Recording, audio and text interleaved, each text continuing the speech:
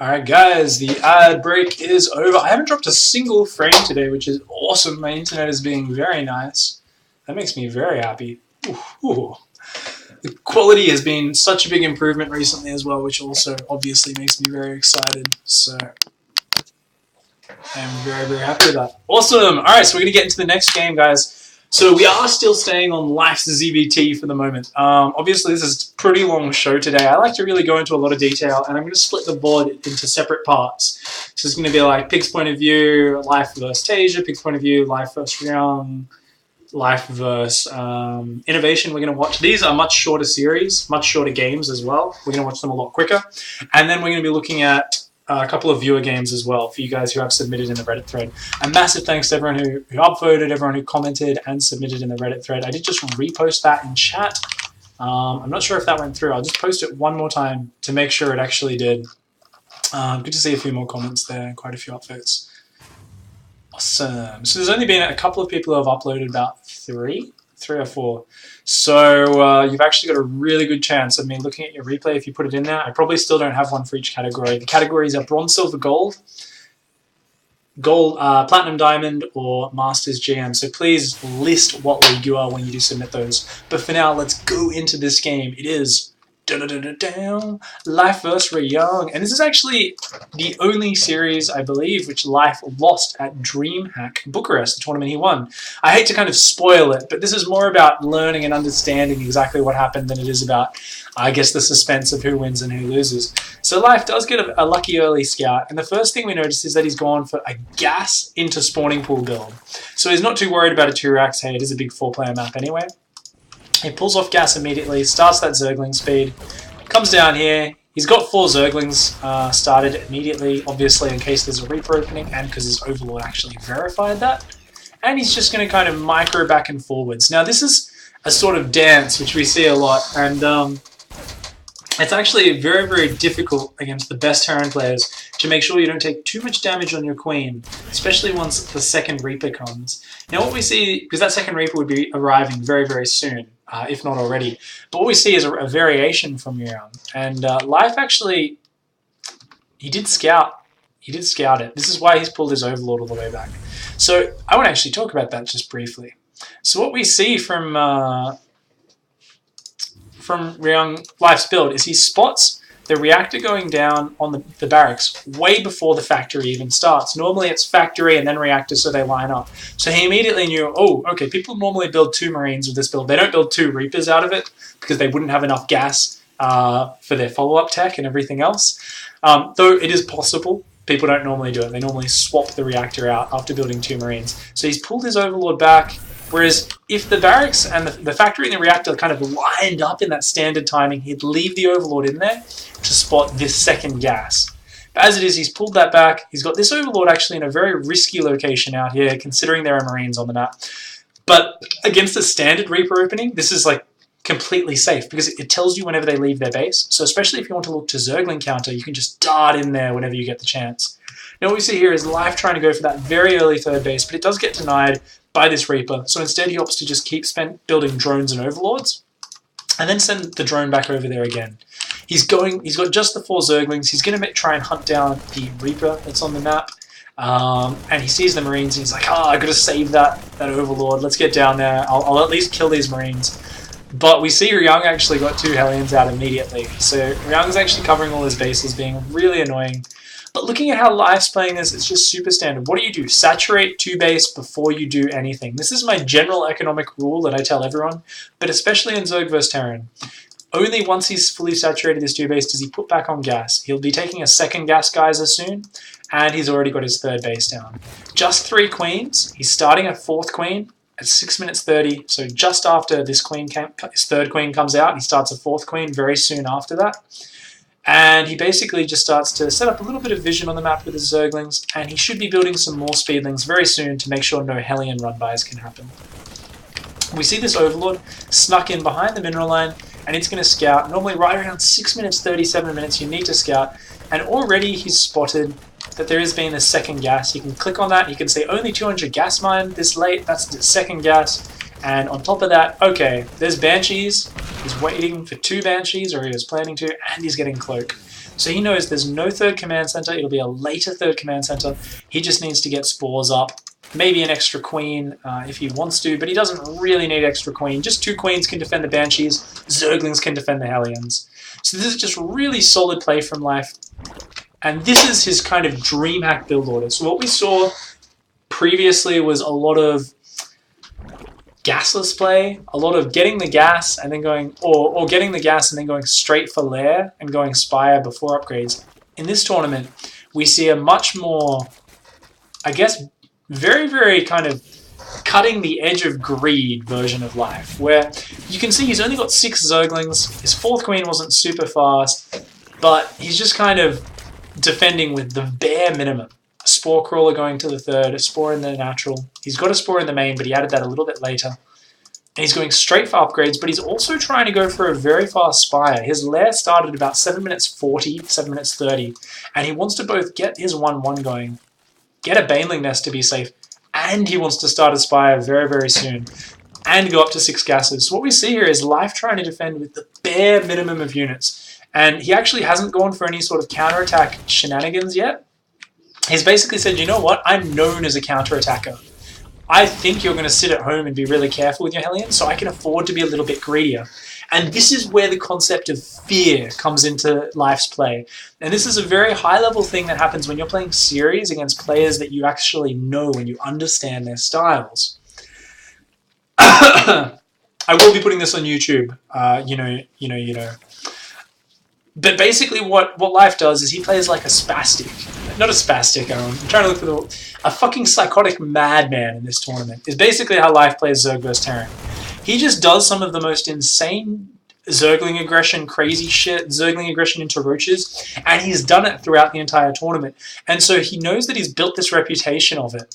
And so some games he'll do the exact same opener. He does the same opener all tournament, but he'll just skimp on the units. Because there's no way for the Terran to verify where the Zerglings are. The Zerglings are faster than the Hellions. They can hide anywhere. Absolutely anywhere they want to.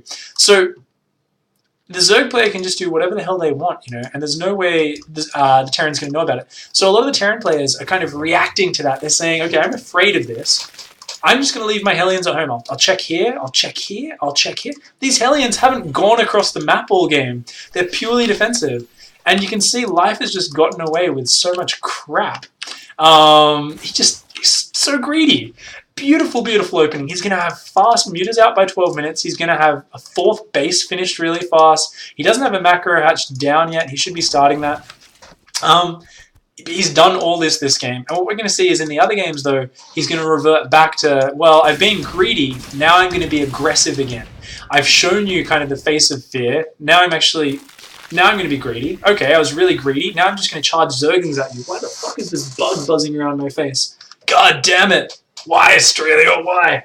Probably because I've got like some strawberry milk in here, which it's attracted to. But anyways. Basically, we see Life's just being so greedy in his opener. He's been really efficient, and he's really used the kind of knowledge of his opponent and the knowledge of what his own play style instills in others. And you can see here, he is actually not getting the best trade because Ryung's micro is so good. Even though Ryung came on to creep, he kind of just split back really well. And Life actually wasn't ready for it. Oh, right, so this is this game. Okay, I just realized what happened. So, I'm talking about how greedy Life was and how awesome it is and how good his position was. Let's take a look. This was actually a 2-base all-in. There's no 3rd command center. This was actually a 1-1 Marine, Medevac, Hellion, a Mine, Marauder all-in. So this all-in was actually like so unexpected that at the 11-minute mark, Life should never lose this game from this position. But he doesn't realize the position he's in. He's on 73 drones, 4 base, fully saturated, like 18 drones a base, like really beautifully saturated, 18, 18, and 19 drones. He does not need any more drones because he's going up against a 2-base opponent who's stopped at 41 SCVs, bare minimum saturation, not even fully saturated. And even though Ryung forgets a few Marines at home because a couple of his barracks aren't rallied properly, it's actually fine because what is Life doing right now? He's building drones. He's investing in upgrades like Flyer Attack that he doesn't even need. He's investing in Mutalisks. And he's probably looking at investing in 2-2. And he thinks, well, you know, I've been so greedy, I can just roll over this. This is just a standard 11 minute 30, 12 minute pressure. But if we look at the number of units here, and most importantly, the fucking huge reinforce, there's actually way more than you'd expect. So all Life needs to do is pull back, potentially abandon the 4th, get a Macroach down, which he's got, and just bide his time, because he needs more Zerglings supporting these units. He needs to just focus these Banshees down with the Mutas, and just pull back. Instead, he gets a little bit overeager here, thinking he can take this, thinking that Ryung is taking a 3rd base behind this, and he actually gets in a lot of trouble for it, and ends up just completely getting killed. He could have held on forever if he kept those Banelings alive, and this Marine Marauder would have to slow down, it wouldn't be able to charge in as hard, and he'd be able to wear it down by just constantly making Wing Bane. These Mutalisks don't actually help him much against this force. They're nice to have to stop Ryung dropping, but he just needs more Banelings here. So a massive kind of misread by Life in this situation, getting far ahead and then screwing it up that way. Now, something we can see in Life's play is, well, why did he get caught off guard? Part of it is that he didn't neglect his scouting. Now, this Viking was a very important unit in that he did kill one Overlord, and it kind of made Life think, oh, well, there's no point in scouting. If we look at Life's vision, no Zergling at the 3rd. He doesn't even have the watchtowers because the Banshee's been very active in denying his vision. So this was very calculated from Ryung to try and put Life in the dark. But what should you always do? I always feel the moment your lair finishes, you should always make an Overseer and check your opponent's production in every matchup. Zerg vs Zerg, Zerg vs Terran, ZVP. So I do feel that's a sort of, it's such a cheap investment, which I think Life should have done this game, should have realized the situation he was in. Alternatively, for a very, very top level player, there's no excuse for engaging into that much bio with such a small Wing Bane force. He just didn't have enough units to engage it quite properly. He didn't have any reserve Banelings. You always want reserve Banelings whenever you go for an engage that you don't think you're going to completely crush. And it was just a bit of an overconfident, sloppy move. So I guess once again we do see overconfidence as kind of the thing which manages to undercut Life's success in a lot of situations. Luckily though, Life did end up making it out of the group later on. And that was only the first game in the series. I believe this was the order it was played in. I'm not actually sure. But let's watch this next game on Overgrowth, where we're going to see, I'm pretty sure, a little bit more of the trademark aggressive Life. Hey Shanerama, if you could just post it on Reddit, please, and I will choose from there. If you could just post a link there, that's the easiest way to do it, just because that way it's fair, everyone has to post in the same place, and it's also nice just so people can actually see that people are commenting and taking part in this thread. So if you could do that, that would be awesome. Thank you very much. Hopping into this next game, guys, it is Life vs Ryung Game 2. We are going to see Barracks Gas. It is 11 racks, 11 gas. Now, I think part of the reason Ryung does this is because he realizes that every game this tournament, Life opens with 15 hatch, and then he goes for a, I believe, 16 gas, 16 pool. We'll need to see 16 gas, and yeah, he'll be dropping a 16 pool in just a second. 16 gas, 16 pool. So it's a very late spawning pool. Even against the normal 12 or 13 racks Reaper, I think 12 racks would be the most standard. You're basically gonna be able to force some drones thrown away, maybe force an extractor or a spore crawler to save the drone. With an 11 racks Reaper, he's going to do even more damage than that. We can see the spawning pool's just finishing, and the Reaper's going to be in the base well before the Zerglings pop. So he's going to get a little bit of damage done. He's going to get a good scout off, see what's happening, and the follow-up Reapers might be able to get some nice damage done as well. He's going 3 Reaper, and he's playing very safe behind this. Command center on the high ground. So he's forced an extractor, he's damaged another drone, hasn't actually killed anything. That's kind of to be expected. Just forcing those buildings is actually a pretty good win for the Terran player. And he's just going to be annoying with this Reaper. A little bit of miss-micro from that Reaper. And he actually wants to just pick at this Queen. This is something which is very, very powerful. Just damaging that Queen so that the later Reaper Hellion can do more and more damage. And as this third Reaper comes, he might be able to do a tiny bit of harass with that Reaper just before he has to run home because of the Zergling speed. Now, as the Zerg player, we see Life doing that exact same build I talked about last game. The only difference is he's left one guy on gas this game. We can see third Queen coming out. He's going to be dropping a creep tumor with this energy as well as with this energy. Should be dropping 2 creep tumors at once, I believe. But he's taking a lot of damage here. But Ryung is definitely overstaying his welcome. So Ryung, normally you go home at 5 minutes 30 to be super safe. Ryung's kind of trying to wait as long as possible, cut it down to the wire. And you can see, because the Reapers are only marginally slower than the Zerglings, he does just barely get home in time. But what has Life done this time? He's gone for the fear. What instills the fear? Just building a shit ton of Zerglings and being a dick with them, which no one is better at microing than Life. So we can see he's kind of hiding some Zerglings here. He's like, haha, I'm just trying to harass with 6 Zerglings, that's all I'm doing. And he's got the other Zerglings ready to flank in and cut off their retreat to the ramp. So if they run behind the mineral line, or they run too far out, the other Zerglings can come in.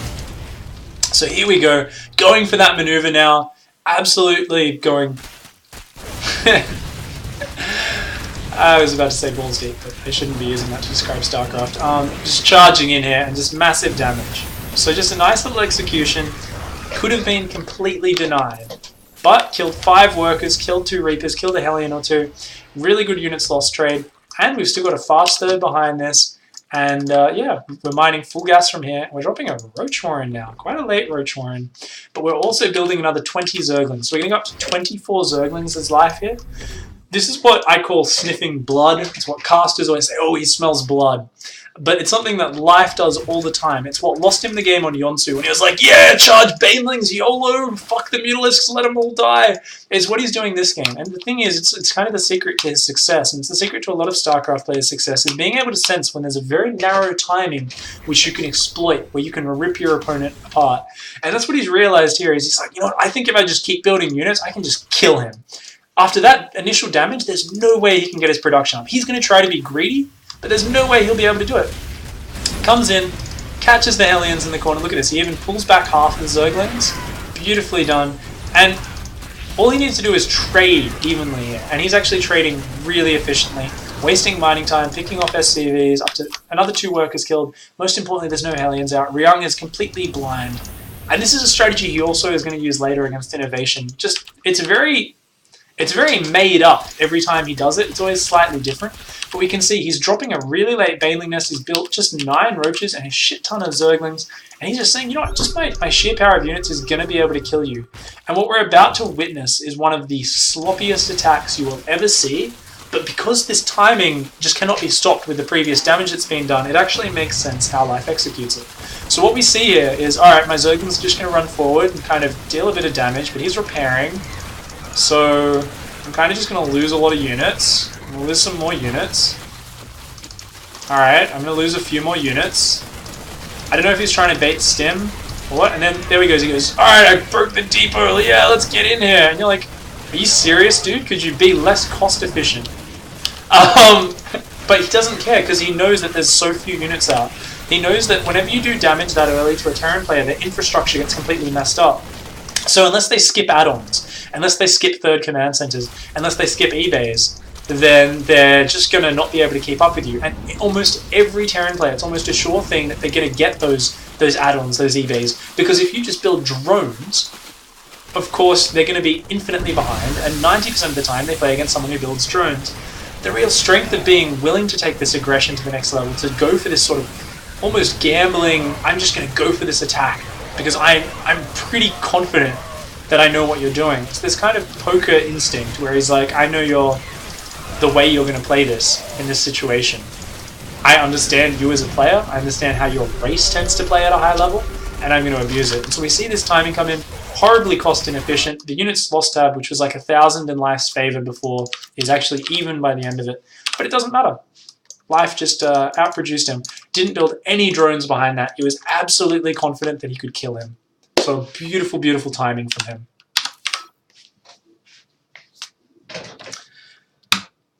Thanks, you know. Play more Shoutcraft.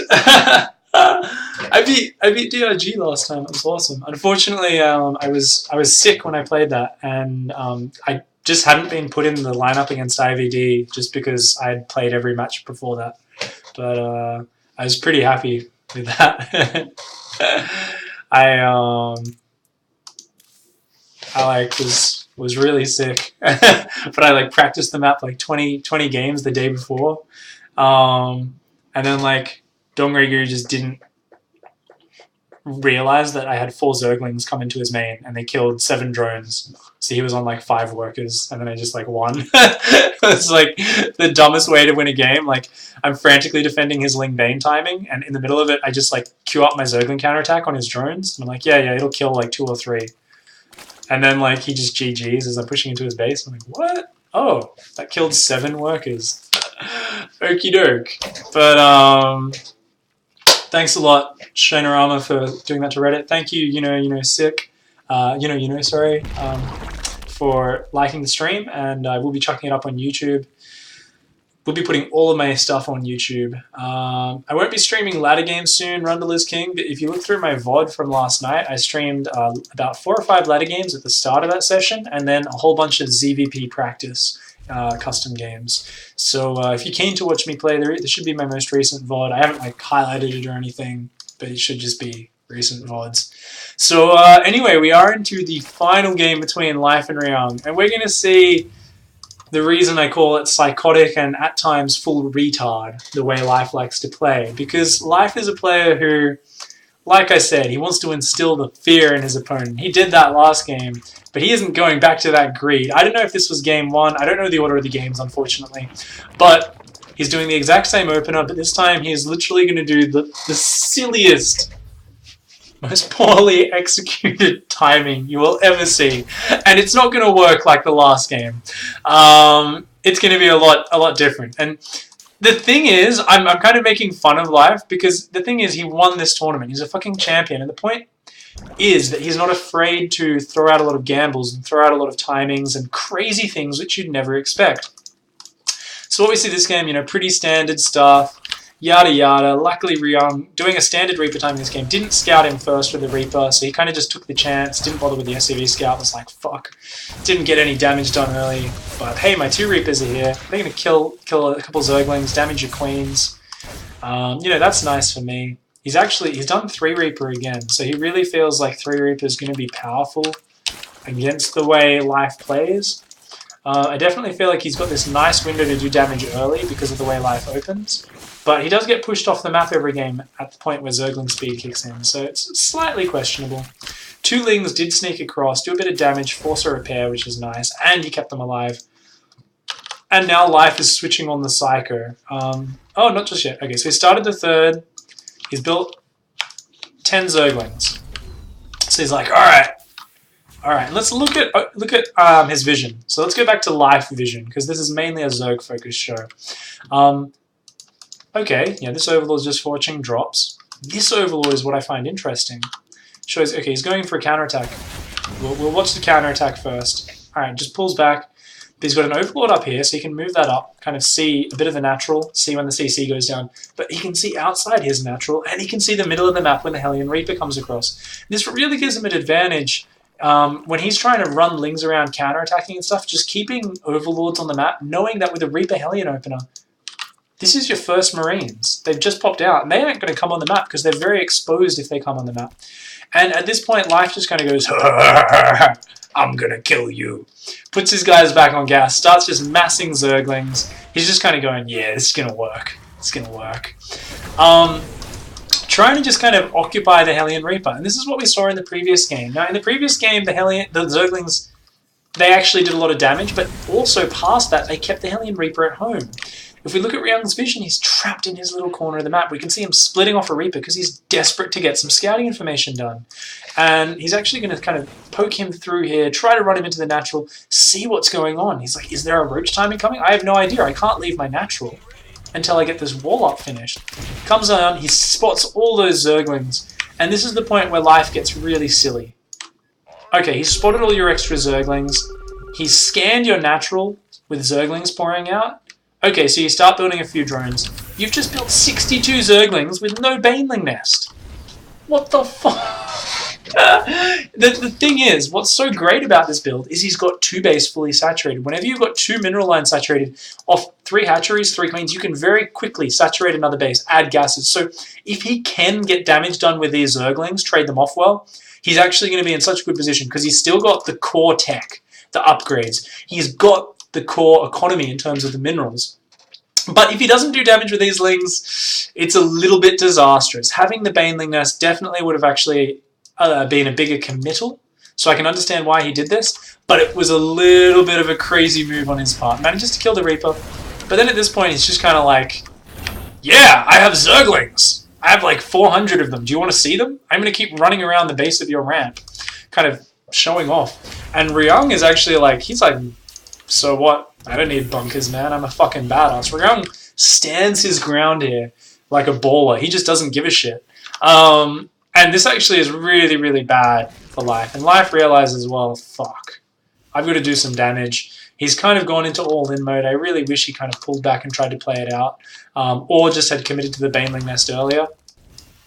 Because as it is, this is just taking so long to finish. Like, to have shown that you're all-inning, and then to just commit to it anyway, the only way this works is off some sort of sideways logic where your opponent just shits the bed and doesn't realize it's coming at all. And we kind of see that in Ryung not adding bunkers, but guess what? Ryung started rallying to the high ground because he knows this is a possibility. Even though he's not being super, super safe, this is all you need. And Hellions on ramps and in choke points, look at that. That shot did some good damage. That shot did some sick damage. Unfortunately, a Hellion gets surrounded. But these Hellion shots are just obliterating the Ling Bane. And Stim Bio, it's a 10-minute 30 Ling Bane timing off 36 drones. Like, this could have hit with the same strength minutes earlier. And considering Ryung didn't commit to bunkers, it would have worked out. So Life has kind of screwed the pooch here, but you've got to admire the fact that he's gone for this sort of ballsy move where he basically says, you know what, if he moves out at all, I'm going to get in there, I'm going to get a sick trade with my Zerglings, and behind that I'm going to drone up my third base and be just way ahead. But he never got that opportunity, and he kind of went into all-in mode here. And we do see it backfire because it is just so inefficient. The timing of it was off. It was to the point where it was just a bad timing. What I respect about it is if he hit a minute earlier. If he had the Baneling Nest anyway and he cancelled the 1-1 a minute earlier, used that gas, because he did cancel it to make those Banelings. If he did just make the Banelings about a minute earlier, go in there, I think it would have had a better chance of actually dealing some damage to the natural mineral line.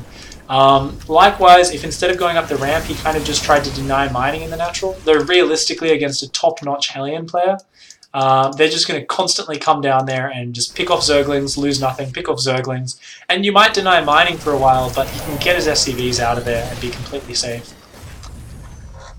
So from this point, Life is just down in the shits. Unfortunately, went full YOLO twice this game. The previous game, I kind of liked the full YOLO inefficient timing because he'd done a lot of damage. Even though it was inefficient and kind of dodgy, it worked out. This game, a little bit off, but we've got to admire the fact that for some reason he smelled blood, and this one time he was wrong about it, but normally that's what wins him tournaments, and that is what in the end won him this tournament. He absolutely destroyed Impact in the finals as well.